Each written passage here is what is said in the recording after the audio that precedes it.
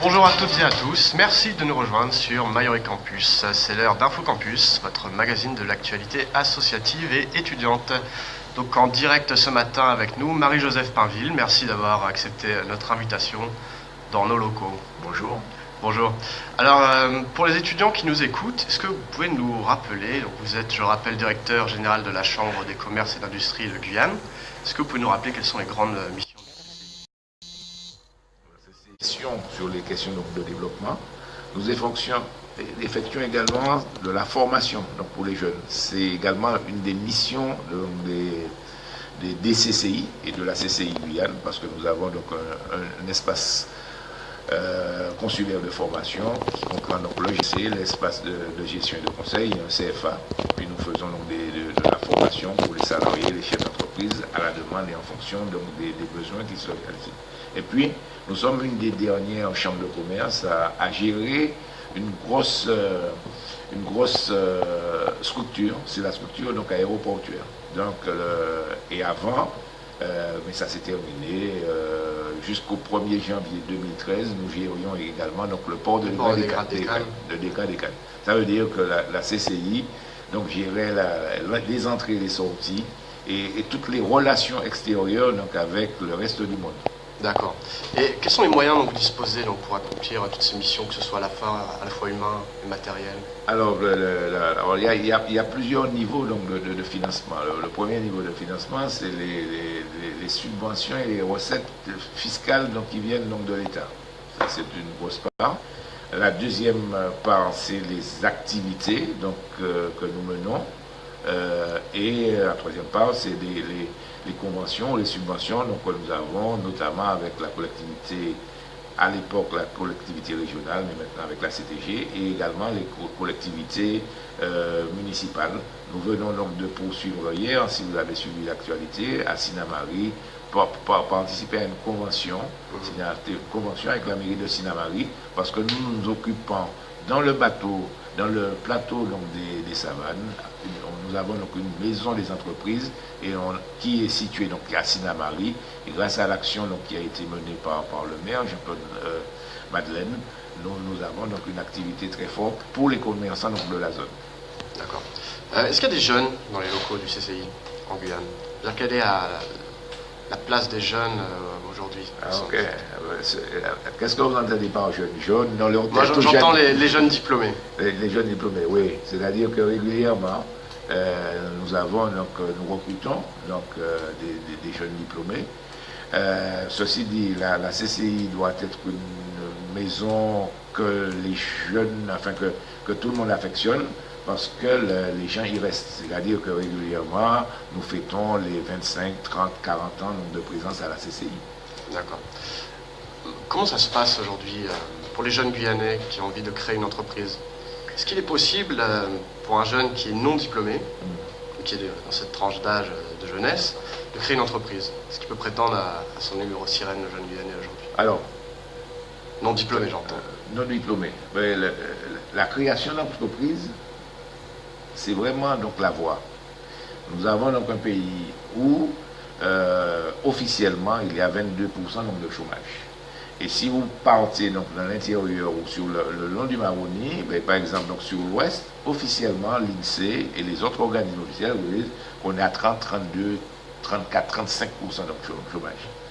La voie pour sortir de ce cancer donc, qui mine la société, ce n'est pas donc, les administrations. C'est vraiment l'entreprise qui peut donc, permettre aux gens, donc, aux jeunes et aux moins jeunes d'ailleurs, de pouvoir donc s'insérer dans la société. Et nous avons donc des structures pour ça à la Chambre de commerce. Alors déjà, je vous ai parlé donc de la formation. Ouais. Oui, il faut la formation pour savoir comment monter et gérer votre entreprise. Parce que vous savez que le tissu économique en Guyane est constitué de très très petites entreprises. C'est-à-dire que vous avez un chef d'entreprise qui fait tout. Mais il doit savoir gérer. Parce que bien souvent, vous avez un taux de mortalité qui est très fort en Guyane, parce qu'après 2 ou 3 ans, certaines entreprises, et une forte partie, meurent. Donc, on doit apprendre donc, à gérer pour ne pas comprendre chiffre d'affaires et bénéfices. Bon. Donc, nous avons donc des conseillers qui sont spécialisés pour ça. qui accompagne, qui assiste et qui conseille. Et puis nous avons également donc le CFE. Alors c'est le centre de formalité des entreprises, où vous venez, et vous, voilà, je souhaite créer telle entreprise, et on vous dit quelles sont donc les formalités donc à accomplir. Et si vous avez quelques difficultés, vous êtes dirigé sur nos assistants techniques. Qui aident donc à la création des entreprises. Qui aident à la création d'entreprises. Alors je signale quand même qu'il n'y a pas donc à la Chambre de commerce donc de subvention. C'est-à-dire qu'on vous aide à monter votre dossier et vous allez frapper à la porte des banques à la banque des banques. Mais également, il y a donc des activités donc, qui sont accompagnées et vous pouvez également vous adresser à la CTG. Et pour les jeunes un petit peu plus isolés, tous les Guyanais isolés, que ce soit Maripasoula, Saint-Élie ou Canopy par exemple, comment ça se passe? Il y a des structures sur place? Alors, nous avons, vous avez bien raison de le dire, la Guyane, c'est pas Cayenne. Et c'est pas l'île de Cayenne, et c'est un territoire de 84 000 km². Et nous avons donc des antennes. Alors, nous avons donc une antenne donc à Saint-Georges, une antenne à Kourou, une antenne à Saint-Laurent, une maison des entreprises à Sinamari. D'accord. Et nous effectuons à partir de notre antenne de Saint-Laurent, régulièrement donc, les salariés donc, de l'antenne de Saint-Laurent se rendent en cas de besoin donc, sur le fleuve pour renseigner les habitants qui auraient donc, des besoins et des questions à poser. Donc dès qu'il y a un projet, les personnes peuvent faire appel à vous. On peut faire appel à nous et on peut se déplacer. Et puis vous savez, les outils de communication sont importants, donc très facilement maintenant on peut répondre, mais on peut très facilement donc, se déplacer et on privilégie donc, le contact donc, sur le terrain et la proximité. D'accord. Vous parliez de Saint-Georges. Moi je voulais savoir s'il y avait quelque chose à jouer dans les relations interterritoriales avec nos pays limitrophes. Oui, parce que vous ne pouvez pas avoir un géant comme le Brésil à vos côtés, sur le fleuve, et ne pas donc, envisager donc, déjà donc, les relations. Nous sommes en train de travailler avec nos transporteurs, parce que les premiers impactés donc, seront donc, les transporteurs. Nous travaillons avec eux. Mais ceci dit, l'ouverture, vous avez vu, l'ouverture du pont est tous les jours différée. Et parce que la France, et donc la Guyane, donc, a construit donc, les infrastructures qu'il faudrait donc, du côté Brésil, c'est pas encore ça. Comment ça se passe aujourd'hui au niveau du pont? Il y a des échanges qui se font déjà? Non, c'est toujours bloqué. Il n'y a pas, donc le pont, et on peut l'emprunter, mais derrière, il n'y a donc très peu de kilomètres de pistes réalisées. Donc ça veut dire que pour l'instant, les échanges pas encore assez stables pour pouvoir échanger. Ouais. Oui. Concernant les mouvements sociaux de mars et avril, vous aviez organisé une cellule de crise. Oui. À 1 mois et demi suite à ces événements, c'est quoi le bilan? Est-ce que vous avez des chiffres? Combien d'entreprises ont fermé? Nous avons les chiffres. Alors, premièrement, pendant le mouvement, parce qu'il y a eu une très forte demande, donc nous avons reçu entre Kourou, Saint-Laurent et Cayenne 800 chefs d'entreprise qui nous ont exprimé donc, les difficultés qu'ils avaient. Les élus donc, de la Chambre de commerce et donc, les salariés donc, ont poursuivi. Et nous nous sommes rendus par la suite sur le terrain, à Saint-Laurent, à Kourou. Et aujourd'hui, avec le concours, alors il faut le dire, nous avons eu le concours et la solidarité de nos collègues donc, de Martinique et de Guadeloupe, des assistants techniques de Martinique et de Guadeloupe qui sont venus et sont restés une quinzaine de jours. Et parce que, pourquoi? C'est pas par... tous les secteurs étaient touchés. Parce qu'ils ont l'expérience. Ils ont l'expérience de 2009. Et on se souvient qu'en 2009, 44 jours donc, de mouvement social donc, en Guadeloupe et 38 en Martinique. Donc après, il y a eu donc, un travail. Et donc, nos collègues donc, de Martinique nous ont amené leur expertise. Aujourd'hui, on peut dire que, alors il y a le gros de la vague, c'est 800 personnes donc, qui sont venues dans les structures, et ça c'est un travail que nous avons fait en partenariat avec la Fédération des très petites entreprises.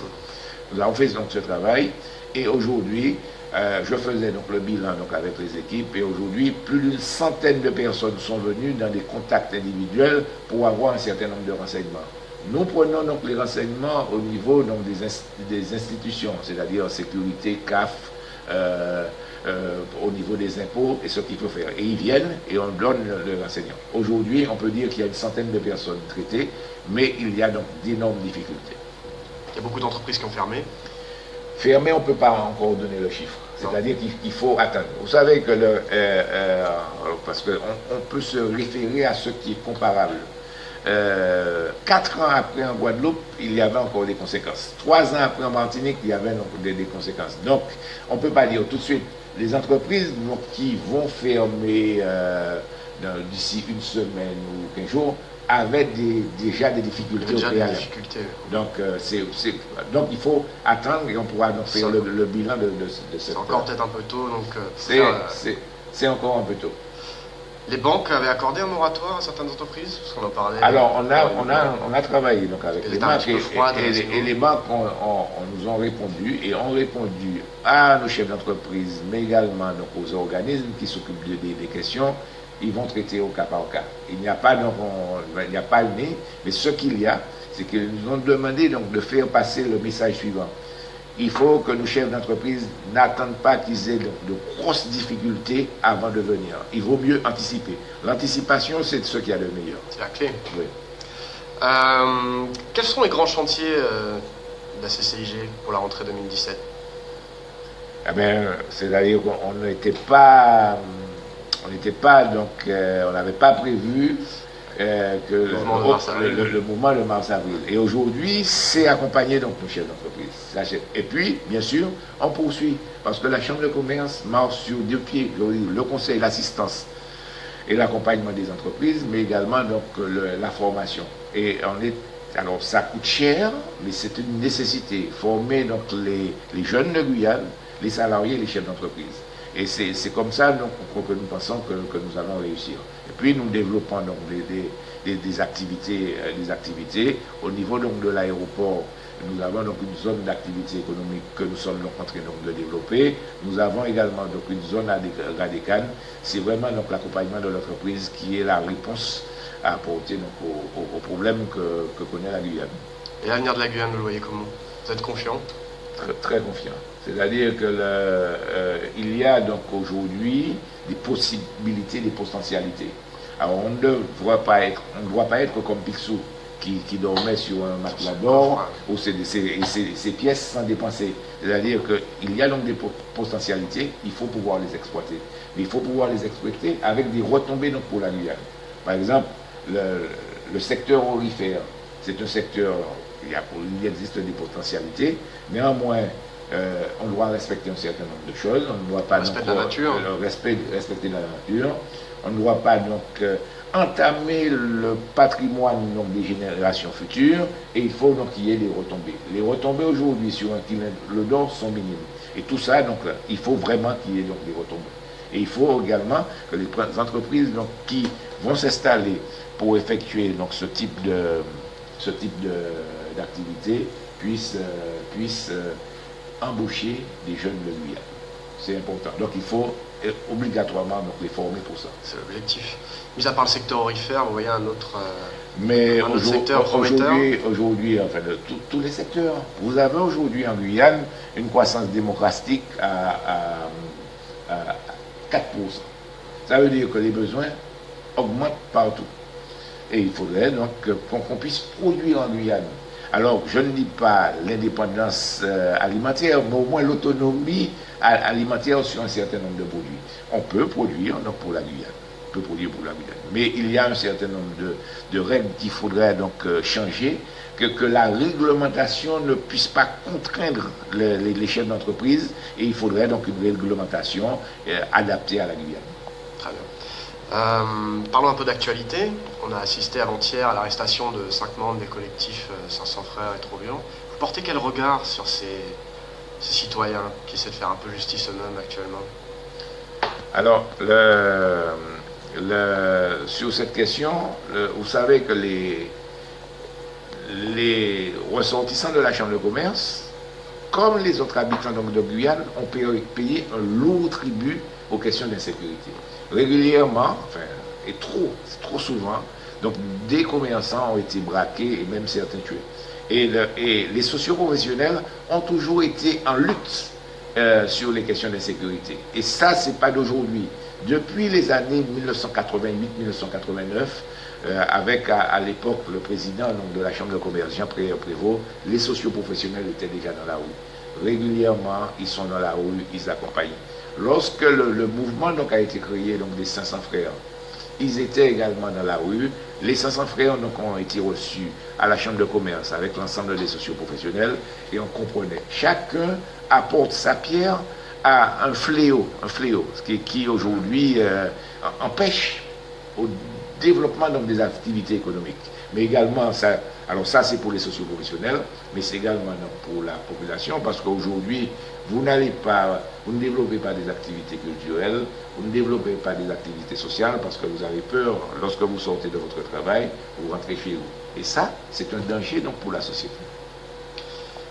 Marie-Joseph Pinville, si vous n'aviez pas fait l'autostop dans les années 80, vous auriez embrassé une autre carrière?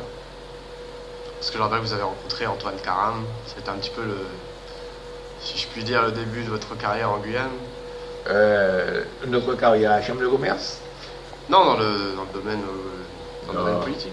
Non, parce que là, vous avez donc des informations, mais oui. Avant d'arriver en Guyane, ça fait donc aujourd'hui à peu près 31 ans que j'ai vu que ça a été un peu votre rencontre. Oui, mais ça a été une rencontre sur la Guyane, mais avant j'avais donc déjà un parcours donc, de militant. Et je ne vous cache pas qu'aujourd'hui, en revenant chez vous, il y a un certain nombre d'images qui me sont revenues. Il faut donc que les jeunes de Guyane soient fiers de leur université. Je suis un pur produit de l'université anti-Guyane. Je ne suis pas donc un produit donc, qui sort donc, de l'extérieur, mais anti-Guyane. Et si je peux leur faire passer un message, allez, soyez fiers de votre université et allez le plus loin possible pour vous mettre au service de votre pays, la Guyane. Marie-Joseph Pinville, merci de nous avoir reçus. Excellente journée à vous. Merci beaucoup et à bientôt, j'espère. Merci.